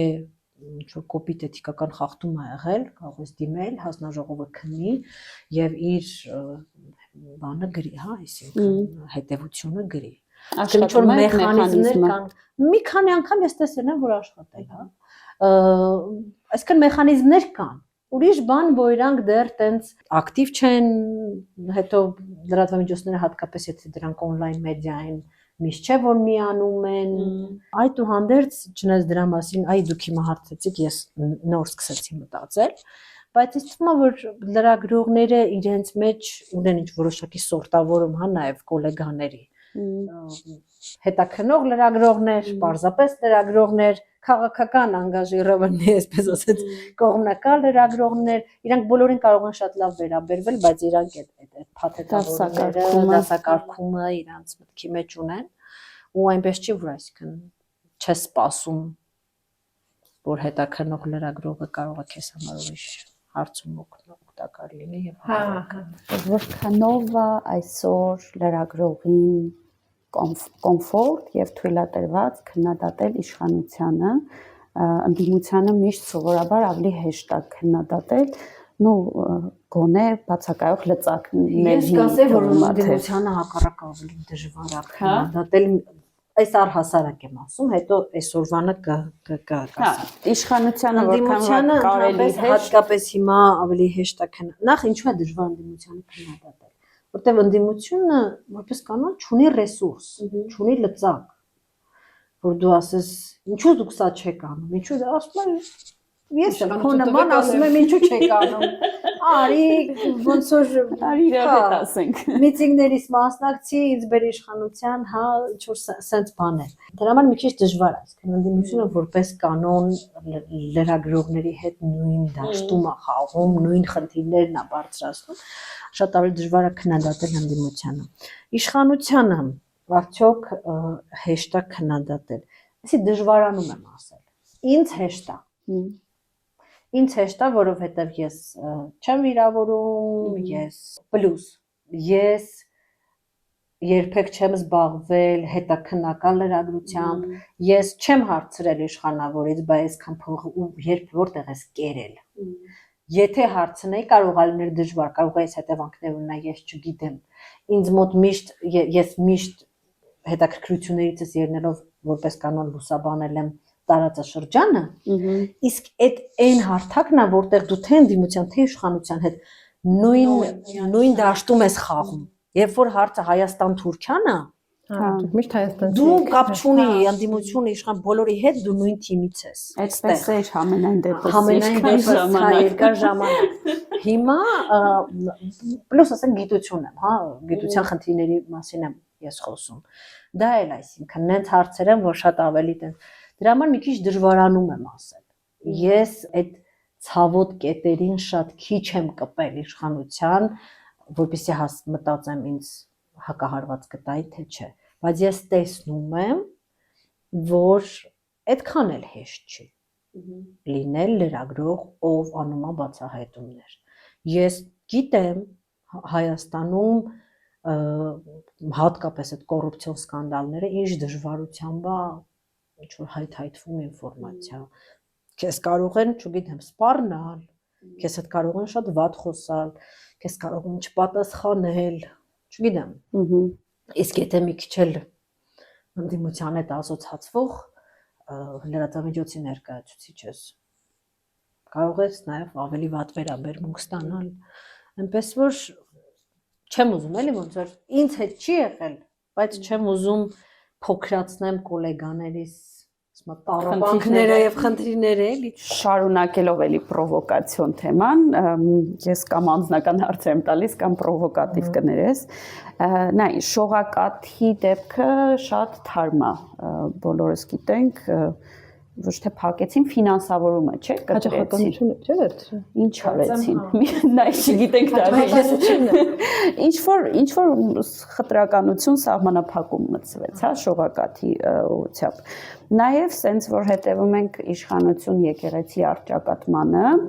այդ առճակատումը մինչև ինքը տեղի ունեցավ մեդիա դաշտում ոնց որ նախապատրաստվեց մի քիչ այնտենց մեր հետևելով, այսինքն իշխանական թևից ինչ որ փոստեր էին լինում, հա, գրառումներ էին լինում, որ եկեղեցին պետքա մի հատ ավելի մանրամասն նայենք այդտեղ ինչա կատարում եւ այլն։ Հիմա, այ հենց հիմա նման այնց գրառումներ լինում են լրատվության մասին, ովքեր են լավ լրատվականները մեր երկրում, ազատությանը ոնց վերաբերվենք կամ ընդդիմադիր մամուլը արդյոք կատարում է իր դերը, ինձ մոտ տպավորությունն է, որ նույն գրառումներն են, ոնց որ կես տարի առաջ եկեղեցու մասին էին արվում, հիբրիդային լրիվ։ Հիմա ընտրություններից առաջ էլ էմոցիաները ավելի են, էլի, բան, կրքերը ավելի են զարգանալու։ Ինչ ես սպասում դու 2026-ից ընտրությունների։ Այո, ձեր մասնագիտության ու ձեր այդ բլոգի համար հարցից ենթատեքստը հիշում 2026 թվականի սեպտեմբերին ով մնաց առողջ մտքով եւ հոգեկանով նա գրում է անկախ ընտրությունների արդյունքին Ինչի սեպտեմբեր Դե ընտրություններից հետո հետընտրական process-ներ, բան մի հատ դուք հույս ունեք, որ մենք առանց հետընտրական process-ների ենք, ես չունեմ։ Это дасакан ясад, если висит гирлянда, а не вы уже хорошо. 100%, եթե ձեր, ասենք, աչքը չթարթարա, եթե ինչ-որ ծիկեր չունենաք, չստանաք, միտքը պայծառ, մի խոսքով Եթե մենակ ճնշումը գնա, էլի ուրեմն լավ եք բրծել։ Այնպես որ հա, ես սպասում եմ, տես ես քանի որ process-ը մեծ հաշվով նոր է սկսված, անցուն անդադ դրա մասին մտածում եմ։ Իսկ ինչա կատարվում, ինչ են անում։ Այստեղ կա մի շարք օբյեկտիվ եւ սուբյեկտիվ պատճառներ, որոնք ես այս պահի դրությամբ գոնե ինձ համար դուրս եմ հանել, հա։ Օբյեկտիվ պատճառները դրանք իրոք, ես ինչի ասեցի հիբրիդային, հա։ Իրոք արդի աշխարհում հնարավորությունն է խառնվել մեկ այլ երկրի մեր քաղաքական կյանքին, խոսեցինք տեքստերի մասին, որոնք սոցիալական իրականություն են հորինում, մասնակցել նման տեքստերի հորինման գործին, այսինքն ձևավորել սոցիալական իրականությունը, իրոք կա նման հնարավորություն եւ իրոք կան կենտրոններ, որոնք այդ հնարավորությունից օգտվում են։ Դից մենք բոլորս խետ նայում ենք Ռուսաստան, բայց մենակ Ռուսաստան չի էլի։ Գերեթե բոլոր երկրներն էլ, ովքեր քիչ թե շատ ինչ-որ ներուժ ունեն, փորձում են իրենց արարողության գոտիներում նման ձև աշխատել։ Այսինքն մի կողմից ես կարծում եմ, որ մեր իշխանությունները իրոք վախում են նման ներխուժումից։ Մյուս կողմից, ինչպես արդեն ասեցի, ես տեսնում եմ բոլոր նախադրյալները, որպեսզի իշխանությունները ձևավորեն ավտորիտար համակարգ։ Էլի եմ ասում, ինքը կարող է միջին քաղաքացուն հրևեր ձեռ տա, ասի ինչ ա եղել, սա նորմալ է, այսինքն ռեպրեսիվ չլինի եւ այլն, բայց ինքը լինի։ Դա սարքելու համար եւ այս օբյեկտիվ պատճառի դեմ պայքարելու համար եւ այս երկրորդ անելու համար քեզ պետք է բավականին ուշադիր հետևել, եթե ոչ վերահսկել մեդիա դաշտը։ Որովհետև, այո, մեդիա դաշտը նախ եւ առաջ ազատության, տենց մենք խոսեցինք այդ մտքերի փոխանակման, բայց նաեւ կարող է վտանգավոր նաեւ մտքերի փոխանակման միջավայր լինի։ Ուրիշ բան, որ իշխանությունները կարող են վերցնել մի վատ օրինակ եւ այդ օրինակը որպես պրեցեդենտ օգտագործելով փակեն բոլոր այն մեդիաները եւ բոլոր ամբողջ ընդդիմությանը, որը իրենց ձեռք չի տա։ Եվ մենք գիտենք, այսքան այնպես չի, որ ես տենց օթից հորինում եմ, հա, ամբողջ աշխարհում այդպես են անում ռեպրեսիաները, հիմա այսինքն եթե ուզում ասում են սրանք էս են։ Սրանք ագենտ են եւ մենք հասկանում ենք, չէ՞, որ այսինքն եթե դու ասում ես, որ տենց դուրս չի գալիս կանալիզացիա ստրակելը, գալիս են ասում են, դու մեր պետության դեմ ես, հա, խոսում, քեզ ո՞վ է փող տալիս, հələ ճիշտ ասա։ Այսինքն կարելի է նման թվում է թե եւ իրոք ինչ որ առումով ազնիվ նպատակներով հասնել շատ ոչ ազնիվ արդյունքների, ճամփիկ էսնս մախորժակը ուտելիս է գալիս, համզգալ եւ հասնել ինչ որ բաների։ Դրա համար, չգիտեմ, սա մեծ հաշվով վտանգավոր տենդենսներ է, բայց նաև վտանգավոր տենդենսները վտանգավոր աշխարհում։ Հասկանում ես, այսինքն չգիտեմ որքանով միտքս կարող է ճիշտ բացատրել, որ թե օբյեկտիվ իրականությունը կա, թե ինչ որ ներքին իշխանության մնալու ցանկությունը կա, ինչը նորմալ է։ Այսինքն յուրաքանչյուր իշխանություն ուզում է մնալ իշխանության։ Ու կա երրորդ հանգամանքն էլ։ Ասում է ամենաահավոր բանը քարոզչության մեջ այն է, որ քարոզողը ինչ որ բայ սկսում է հավատալ նրան, թե ինքը ինչ ասում։ Ես բան եմ կարդում մի քանի օր առաջ այդ գուլակների մասին։ Ասում ամենաահավորը այն է, որ իրանք իրոք հավատում էին, որ այդ գուլակները բուրժուաների ներկայացուցիչներն են սովետական միության սահմանների ներսում, այսինքն մարդիկ իրոք կարան հավատան, այդ ագենտի երևույթին իրոք կարան հավատան։ Իսկ եթե հավատում ես, եթե վտանգավոր է, իհարկե պետք է մի խոսքով էլի, ասենց մտնում ենք այնպես բավականին լուրջ պաթոլոգիայի շրջան ու ես ոնց հասկանում եմ, ինչ որ դա մենակ Հայաստանին չի, որ հատուկ է ամբողջ աշխարհում ինչ որ այնպես 6-րդ պալատա բացվել, բաց երկնքի տակ, մենակ նրա պատճառով, որ մեդիա ռեսուրսները փոխվում են։ Ասում եք ինչու է 4-րդ իշխանություն, վերադառնալով առաջի հարցին։ Մեդիայի ձևը փոխվում է ընդհանրապես։ Ընդհանուր թափանցության բանը։ Սաղ աշխարհը թափ է տալիս։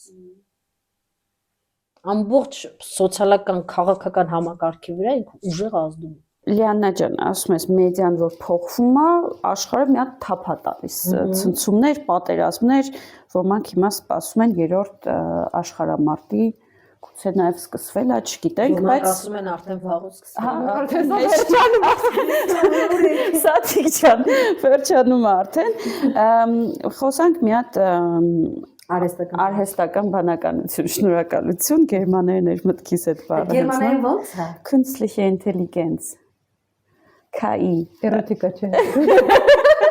Արհեստական բանականության մասին։ Նայ, ինտերնետը, չէ, Գութենբերգից սկսեցինք այսօր տպագրությունը, հետո մի պահ ինտերնետը, որը մտավ մեր գրպանը։ Հիմա շատերը ասում են, որ KI-ն արհեստական բանականությունը, AB-ն, շնորհակալություն, AB-ն նոր ալիքն է, որը ասենց արմատապես փոխելու է նաև մեդիան, շատ ոլորտներ, ինձ թվում է բոլորս էլ ինչ որ բոլորիս մասնագիտություններն էլ դրա ազդեցությունը զգալու են, բայց որպես հենց 4-րդ իշխանություն, որը շատ զգայուն փոփոխությունների կարա ենթարկի ամբողջ աշխարհը, ինչ ես մտածում դու ձեր մասնագիտության ինչ ապագա է սպասվում։ Ու մեզ բոլորիս դրա հետ կապված։ Երբեմն կառապան եմ զգում, որ ապրում է տենց ավտոների արտադրության դարաշրջանի սկզբում, այն որ դեռ մարդիկ օգտվում են կառքերից, բայց արդեն դու sense կողքերից ամոթից էլի։ մտածում ես պետքա մի բան մասնագիտություն փոխել, մի բան փոխել, ըստ ամենայնի արհեստական բանականությունը լրիվ խաղի կանոնները փոխել է։ Ու ես հիմա մենակ մեդիայի մասին եմ խոսում, որովհետև հիմա ընդունված արհեստական բանականություն, տոտալիտարիզմ, տուտասյուդա, ասենք ու խոսամ հենց այն բաների մասին, որոնք հիմա արդեն կան։ Ոչ թե որ այ կզարգանա կհասնի նրան, այլ հենց հիմա արդեն կա։ Հիշում եք սկանդալներ տեղի ունեցան մեր հայկական դաշտում մարդկանց անձնական վիդեոները պտտեցին եւ այլն։ Հասկանալի չէ, որ նման վիդեոներ արդեն իսկ կարելի է սարքել արհեստական բանականության 10 րոպեում շնորհիվ։ Այսինքն մենք արդեն իսկ ապրում ենք մի իրականության մեջ, որտեղ դու որպես ակտիվ քաղաքական գործիչ, ակտիվ քաղաքացի ինչ-որ բան ես արտահայտել, քեզ կարող են քո մասին ինչ վիդեո ասես սարքել դնել, որպես կոմպրոմատ, տենց ասեմ, էս չես, բայց մյուս կողմից, քանի որ սա կարող են անել, քո վրա երբ որ լինի իսկական կոմպրոմատ, դու են որ ասում են հա, դնեն ասես էդ ես չեմ։ Տենց արգումենտ եղավ, չէ՞, իրապաշտպաններից, որ սա ու այո, ու եթե հիմա դեռ եւս տենց քանի որ ընդհանուր վիճակը նենց էր, որ քաղաքական, հա, տենց շատ չհերկեցին, վաղը եւ կարող է ինչ-որ մեկ, ինչպես ասում են, տենց հորթիկի աչքերով, ասի էդ ես չեմ։ Իսկ ինքը ասենք, ես իմ անգամ անձնական բան չեմ ասում, ասենք ինքը պետական դավաճանություն գործած էր, օրինակի համար։ Ոսիդ ես չեմ, ու դու դա չկարողանաս ապացուցես, որ այդ ինքը չի, առնվազն հանրության աչքերում չկարողանաս ապացուցես։ Ու այդ շատ վատ մարդը շարունակի օրինակի համար մնալ, չգիտեմ, կամ իշխանության, կամ չգիտեմ ինչ որ կարևոր պաշտոնի եւ այլն։ Այսինքն մենք արդեն ունենք սա։ Սա լրիվ փոխում է, մեզ թվում է հա դե դժվար է, բայց սա փոխում է ամբողջ խաղի կանոնները։ Ամբողջովին է փոխում։ Մեդիայի հարցով։ Տեքստը այլևս խնդիր չի, ձայնը այլևս խնդիր չի, crazy։ Վիդեոն արդեն ասացինք խնդիր չի, մինչև podcast-ը ձայնագրելը խոսում ենք նրա մասին, որ արդեն կարելի է արհեստական բանականության ինչ որ թեմա տալ, ասել արագ մի հատ podcast ծարքի, ես արագ լսեմ։ Իսկ մենք ստեղ ժամերով podcast ենք ձայնագրում, իսկ ինչ որ մեկը կարող շատ արագ podcast բերի։ Սա կարող է բերել օրինակի համար, որ ասում են, վայ, հովորա, հիմա սենց ինտերնետով, բայց որպես side effect կարա լինի, գիտես ինչ, մարդիկ սկսեն ինչ որ բան տեսնելու համար դուրս գալ տնից։ Չէ, լուրջ եմ ասում։ Իսկական Կամ ինչ որ մի բանի հավատալու համար մտածել։ Այո, այսինքն քեզ ինտերնետը անդադ բերի լեկցիաներ։ Դու չգիտես, ես մարդն թե արհեստական բանականությունը, դու առնում ես տոմս, գնում ես այդ մարդուն ժիվոյ տեսնում ես, իր լեկցիաները լսում ես։ Եթե դու չգիտես, ես արհեստական բանականությունը սարքած է, թե այս մարդը իրոք ինտերվյուի վաղտե խոսացել, ես օրինակ պատկերացնում եմ հիմա արդեն կան, չէ՞, այդ պուբլիչնի ոդքասթների ֆորմատը։ Տոմս ես առնում, գնում ես ոդքասթ ես նայում, ինտերվյու ես նայում տեղում, դու հաստատ գիտես, որ այդ մարդը տեղ խոսացել է։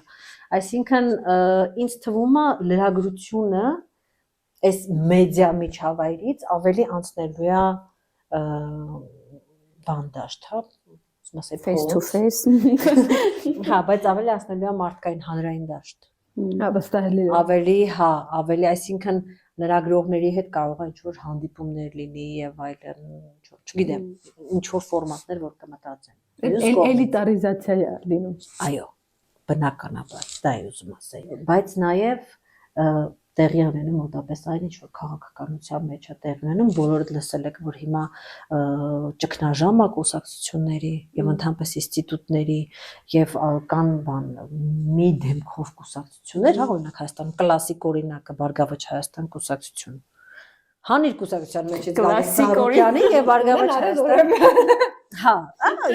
արդեն երկու դեպք, դա արդեն առաջընթաց, բայց ուզում եմ ասեմ կլասիկ այդ կուսակցությունները, որոնք տենց գաղափարի շուրջ էին եւ ինքը կառույց էր եւ այլն, իրանք ամբողջ աշխարհում ճգնաժամի մեջ են, այսինքն առանձին դեմքերը ավելի շատ են վստահություն առաջացնում, մարդիկ գնում են կոնկրետ դեմքին են քվեարկում եւ այլն։ Նույնը մենք տեսնում ենք նաեւ մեդիայում։ Հենց գոլեգաներիս հետ էի մի քանի օր առաջ խոսում, ասում եմ այլևս չկա ORT եւ Պոզներ։ Հա, ու գոլեգաս ասեց, բայց հիմա կա դուջ, ասեմ հենց էտա, կա դուջ, չկա Լարի Քինգ, կա Լեքս Ֆրիդման, բայց դա մի մարդ է։ Հա, մենք գիտենք ինքը ունի թիմ, բայց կարող ու եւ չունենա թիմ, կամ թիմը ինչ, ինքն է, մի մարդ է։ Մարդ լրատվամիջոցներն են սկսում ձևավորվել, սա մեկը կասի շատ լավ է, ավելի լավ է, մյուսը կասի վատ է, բայց սա միանշանակ, այո, սա խաղի կանոնների փոփոխություն է։ Դու եթե դու կարող ես ինստիտուցիոնալ վերահսկես ինչ որ լրատվամիջոցի, ինքը ինչ որ չգիտեմ fact checking-ի մեխանիզմներ ունենա, ինչ որ օրենսդրական առանձին պարտավորություններ ունենա, առանձին անձը դեռևս չունի։ Չգիտեմ, հետագայում կարող է անձ լրատվամիջոց ձևակերպումը այնտեղ կարա լինի, այսինքն մի հատ է բռնի իրան, որ մտցնես քո օրենսդրական դաշտ։ Այո։ Այսինքն մենք տեսնում ենք, որ հստակ խորը փոփոխություններ են մեդիա դաշտում տեղի ունենում։ Մյուս կողմից, չգիտեմ, հին տեսակի միջան հեռուստացույցը։ Հաճախ եք նայում հեռուստացույց։ Այն օր post էի արել, ինձ գրեցին 21-րդ տարի 25 թվին մենակ դու այդ հեռուստաընկերության աշխատողներն են երևի նայում այդ ալիքը, ասենց որ հա։ Այդ կորը մեր մոտ հեռուստատեսությունը միացրել, ու ասենց ասում են բալիկները ոնց ենք փոխում։ Ահա։ Ու այդ հələ մենք որ դրա վրա ենք մեծացել, չէ՞։ Ամանորի ես աղջկաս փոքրից ասում եմ արի համեկով միացնենք Հարի Փոթերը։ Բերել ասում եմ էսա պորտը։ Միացրեցինք բան ու հարցնում ասում եմ դե հետ գցեցինք։ Նայեցինք։ Ասում եմ բա ձեր ժամանակ ո՞նց էիք։ Դրանց հետ էիք գցում, թե չէ։ Ասում եմ թերթ կար։ Նայում էինք եկա։ Ասում եմ նախապես նայում ենք այս շաբաթ ինչ մուլտիկներ առնելու, ես հիշում եմ ցած նշում էի, որ այդ ժամին պետք է այդ ժամին տանը լինեիր, որ նայեր ու աղջիկս, քանի որ ես հետո ֆայմեցինքը թերթել չի տեսնում։ Սես նայեց, ասում է, այս պետությունը թերթել բաժանը։ 8 տարեկան։ 8 տարեկան, հա, դա կրպակ, այնպես չէ որ կրպակ չկա, բայց չի տեսել այդ մարդը, չենք գնում թերթ։ Причем մաման ասենք ամեն օր այդ գործի մեջ է աշխատում, էլի։ Բայց դա on-line է, այսինքն ամեն ինչ ինքը որսի թերթ մեջը գրում է, բուկլետի նման բան մարդը պատկերացրեց, էլի, որը չէ պետությունը բաժանում է։ Դժվար է թերթերի մեջ հետո արդեն հնացած թերթերի մեջ չէ բաներ էին փաթաթում։ Այո։ Ու ես վերջից հասկացա, որ բան պիտի փաթաթեմ։ Դա սովոր թերթի մեջ եմ, ու ես չգիտեմ ինչի մեջ փաթաթեմ։ Հա, չկա։ Ու ասածս ինչ է, այսինքն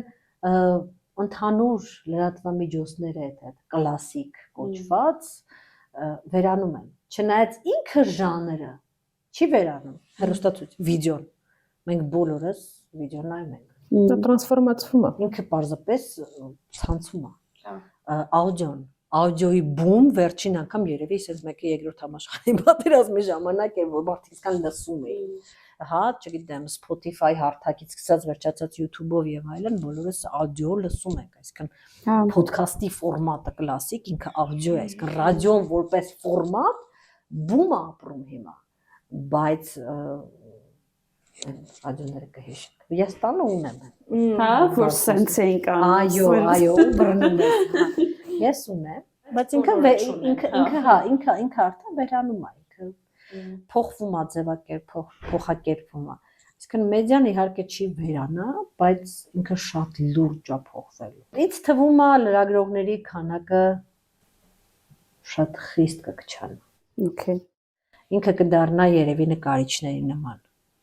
Ժամանակին նկարիչ լինելը դա փեշակ էր, չէ՞, այսինքն մի քիչ կարող նկարի։ Հիմա տենց ավելի տենց էլիտար բան է։ Մնացածը ֆոտոյով։ Ավելին ասեմ, անգամ ֆոտոնկարիչներ ժամանակին տենց փեշակ, իսկ հիմա բոլորն ունեն եւ շատ պրոֆեսիոնալ էլիտար բան։ Եվ այլ, այսինքն վերանալ չէ, ուրիշ բան, որ ես կարծում եմ, որ մեդիա դաշտ այսպես կոչած վերադառնալով այդ տեքստերի, այսինքն հիմնական վտանգը ոչ թե ինչ-որ մասնագիտությունների մեր դեպքում վերացման մեջ է։ Հիմնական վտանգը այն է, որ քանի դու մի կարծիք կամ հոդված ես գրում, արհեստական բանականությունը 5000-ը արդեն գրել է։ Հա, չէ, որակով վտանգը այն է, որ ասում առաջին անգամ Հայաստանում եւ ամբողջ աշխարհում այդ տեքստերը սոցիալական իրականությունը ստեղծող եւ հորինող մարդու ձեռքում չեն։ Լինելու։ Հա, ու նույն ձևի չգիտեմ, ասում են կրթությունը ինչ կլինի, կրթությունը էլիտար կրթությունը կդառնա արիստոտելյան կրթության նման, ով ավելի մոտիկ էր, չէ՞, նստում ա դասախոսի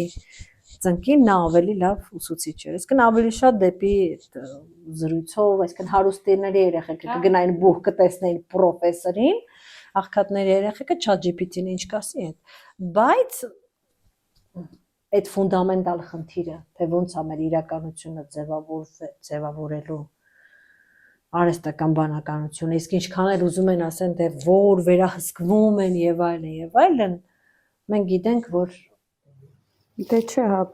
որոնց ինչ-որ այսինքն խնդիրը ոչ թե արհեստական բանականության մեջ է, խնդիրը մարդկանց մեջ է, մենք գիտենք, որ միշտ կլինեն տենց մարդիկ, ովքեր բանականությանը ուրիշ ձև կդաստիարակեն, ուրիշ բան կստանան,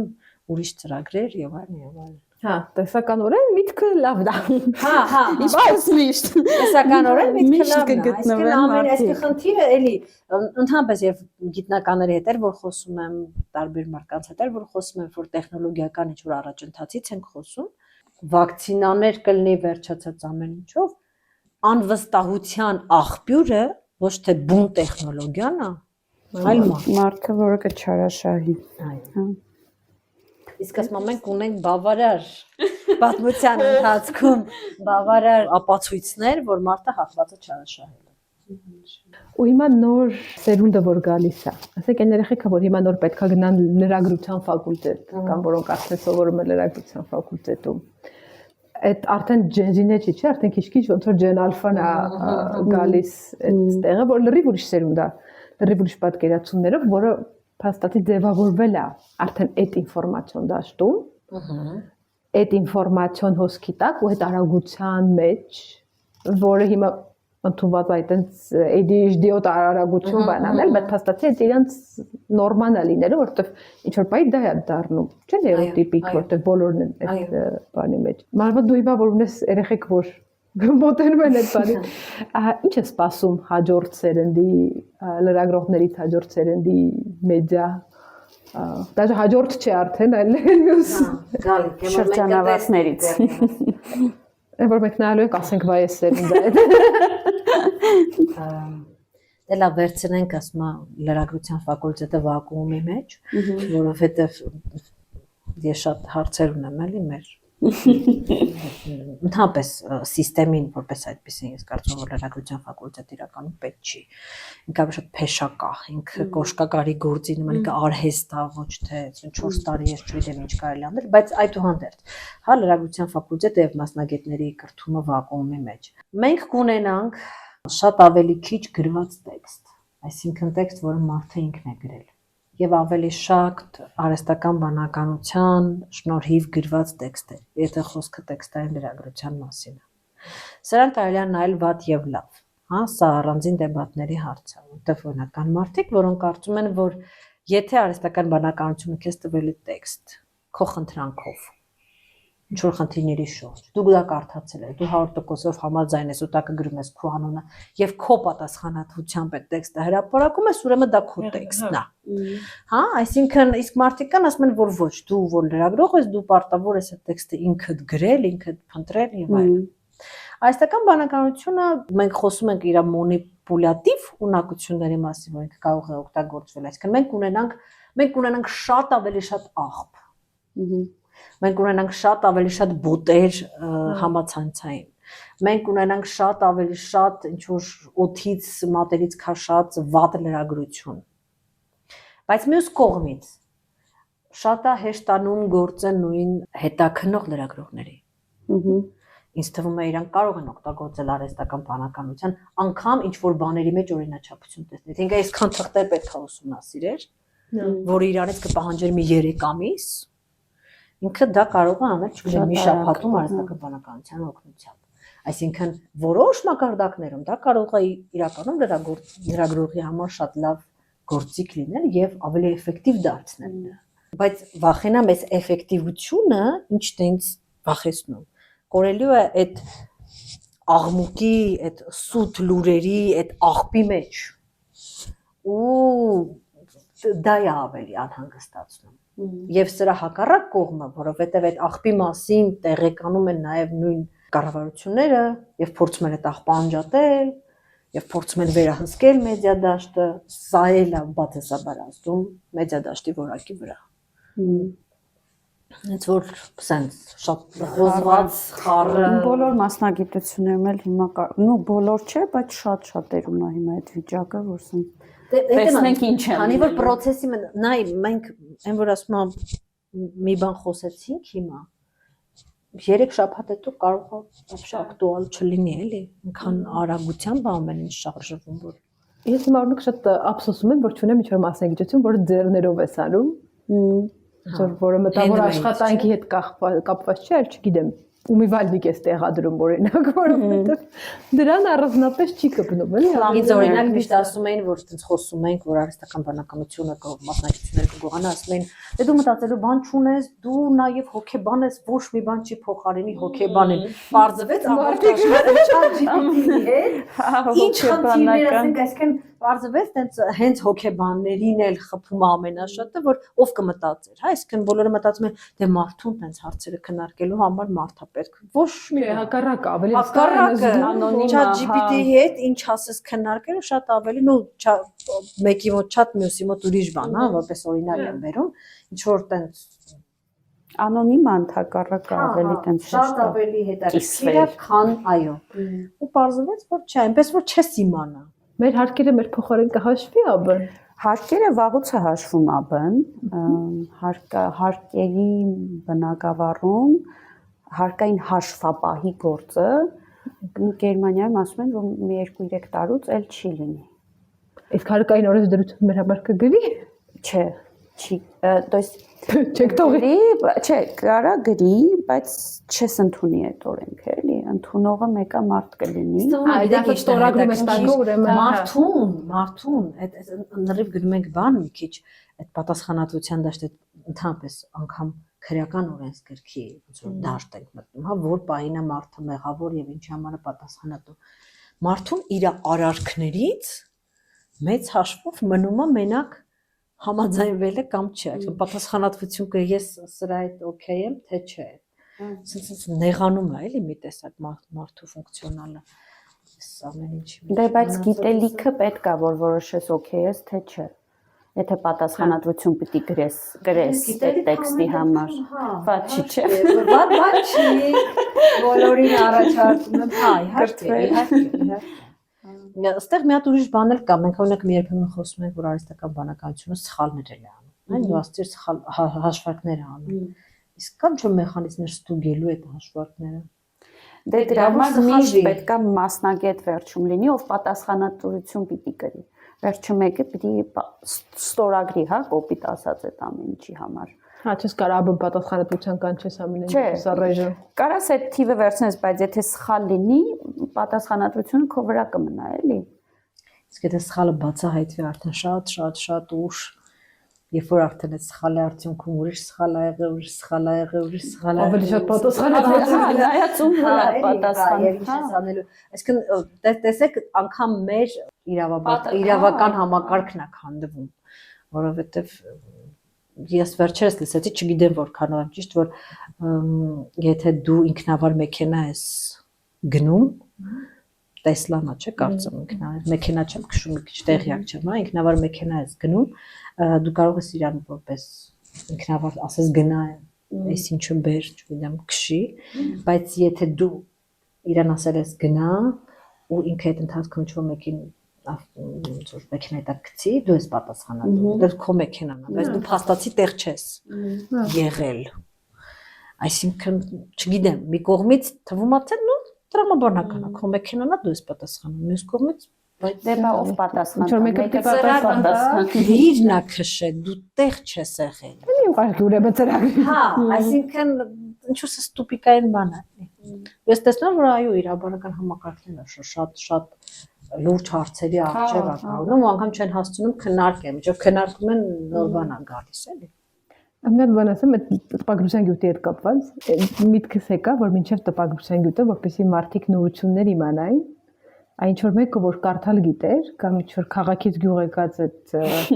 մունետիկը, պրոստը կանգնում էր հրապարակի մեջտեղը, ինչ որ մարդիկ, որոնք մոտակայքում են գալիս էին, ու ինքը բոլոր վերջի մի տարվա լուրերը պատմում են։ Շատ նման է, չէ՞, հիմիկ վառիլեր նկարողներին։ Ապրես։ Բանավոր պատմում է, բայց ժամանակային առումով դա տենց կարար 1-2 տարվա ինչ որ ապդեյթներ լիներ, փաստացի տպագրության գյուտը արագացրեց այդ ամեն ինչը։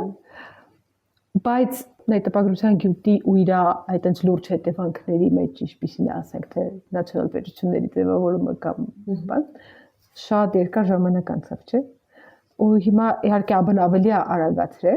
բայց ես թվում է իր իսկական լուրջ հետևանքները մենք չենք տեսնի։ Ասենք մեր սերունդը մենք չենք տեսնի։ Այդ լուրջ հետևանքը։ Թեև արագությունը ոնց որ երկրաչափական պրոգրեսիվ է աճում, կամ կարող է շատ ծեր լինեն եւ գիտես այդ բաներ կա 70-ականների հարցազրույցներ կա BBC-ի որ կարծում վիկտորիանական դարաշրջանում ապրած կին հա բայց դու ասեք այդ նույն կինը դες ինչքան իր կյանքում ինչքան բանը տեսել հա այդ ասում այն եթե ապրենք դες մի օր կկանչեն ու կասեն ոնց էր ժամանակը առանց ինտերնետի առանց ԱԲ-ի առանց ինտերնետի մենք տեսել ենք առանց ինտերնետի հա ինչ որ այդպեսի մի բան սովետից էր կարող է մի քիչ այդ տպագրողը գրամեքենան ասում ասես նայես ասես բայց ստեղ ոնց ես ինտերնետ գցել ֆլեշքին որտեղից ես հագցնում չէ հա հա ես լիովին համաձայն եմ դժվար մենք դա տեսնենք սոցիալական լուրջ հետևանքները դուք որ հանգիստ ապրեք դուք դա չեք տեսնի մեր սիրելի ունկնդիրներ հա հանգիստ բայց ամեն դեպքում հետևենք լավ արեցինք լավ չէ աբն պիտի խոսար մենք խոսացինք շատ հետաքրքիր քո հետ խոսալ Լիանա ջան շատ հրաշալի Լիանայի հետ շատ ուրախ ենք քեզ ոչ միայն կարդալն էր հետաքրքիր լսելն էլ ավելի հետաքրքիր էր հուսով ենք դուք էլ կհավանեք մեր այս ֆորմատը Եթե կհավանեք, կփորձենք հետագայում էլ հյուրեր ունենալ։ Հա, չէ, մենք էլ ինչ-որ sense քիչ-քիչ հոգնեցինք, բայց շատ հետաքրքիր էր, իրոք, եթե հավանեցիք, գրեք մեզ դրա մասին, լայքեք։ Եթե չհավանեցիք, մի գրեք։ Եթե չհավանեցիք, հա, Ժասմինը ասլա, մեզ վատ բաներ մի գրեք, միայն լավ բաներ, սրտիկներ, լայքեք եւ subscribe, այո, բաժանորդագրվեք,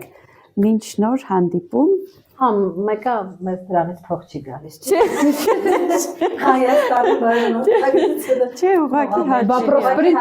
հաճելի է, այո, հաճելի է։ Շնորհակալություն, ստեսություն։